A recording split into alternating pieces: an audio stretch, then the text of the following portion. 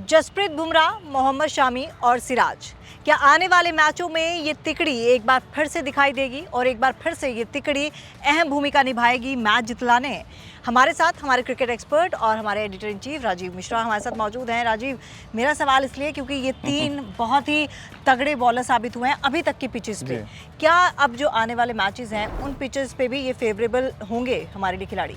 देखिए, अब सब कुछ डिपेंड करता है कि भारतीय टीम मैनेजमेंट की सोच क्या है और जो बचे हुए वेन्यूज़ हैं, यानी लखनऊ में हम मैच खेलेंगे, फिर हम मुंबई, कोलकाता और बेंगलुरु, ये 4 वेन्यूज़ हैं जिनमें से कम मुंबई और बेंगलुरु 2 ऐसी जगह जहां पे मैदान छोटे हैं। तो यहां पर तो हम उम्मीद कर सकते हैं कि शमी, जसप्रीत बुमराह और सिराज तीनों एक साथ खेलें, क्योंकि वर्ल्ड कप में पहली बार ऐसा हुआ जब ये तीनों एक साथ खेले धर्मशाला में, और उसका इम्पैक्ट क्या था हम सब ने देखा कि जसप्रीत बुमराह, सिराज और शमी की तिकड़ी जब एक साथ खेलती है तो किस तरह से डोमिनेट करते हैं, क्योंकि इन तीनों के पास स्किल है, स्पीड है और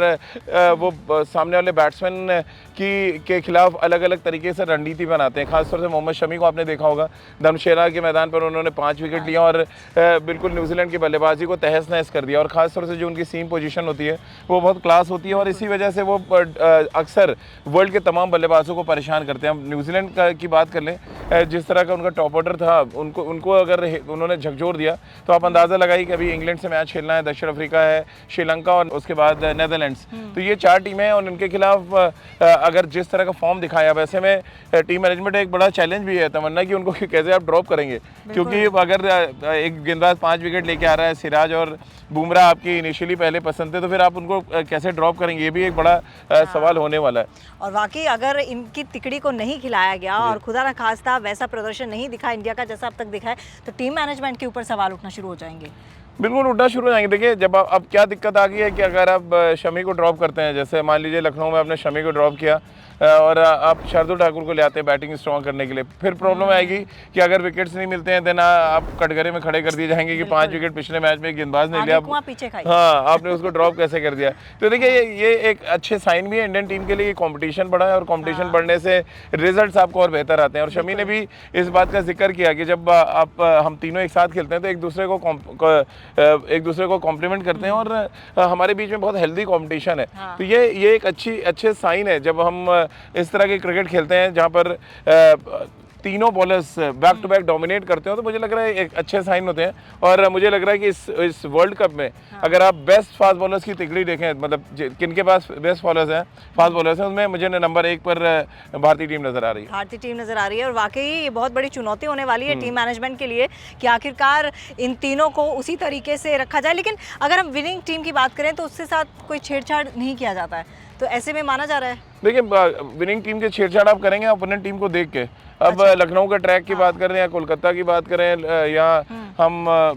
बेंगलुरु में खेलेंगे, मुंबई में खेलेंगे, तो डिफरेंट ट्रैक्स होते हैं, उसके अकॉर्डिंग आप बनाएंगे। बट मुझे लग रहा है कि टॉप 3 अगर हम टीमें देखें जिनके पास बेस्ट पेस बॉलिंग अटैक है, तो नंबर 1 पे मुझे हिंदुस्तान लग रही है, क्योंकि शमी ने बहुत अच्छा गेंदबाजी की है। सिराज थोड़े से ऑफ कलर रहे हैं इस वर्ल्ड कप में, और कोई बड़ी बात नहीं, अगर अब 2 तेज गेंदबाज खिलाने हो भारतीय टीम को सिर्फ, तो शायद बुमराह और शमी खेलेंगे। अब सिराज को ड्रॉप करना पड़ जाए आपको, जिस तरह की गेंदबाजी उन्होंने की है, तो ये एक इंपॉर्टेंट फैक्टर होगा। नंबर 1 पे मुझे हिंदुस्तान के लग रहे हैं फास्ट बॉलर्स। नंबर 2 पे मैं काउंट करूंगा फास्ट बॉलिंग में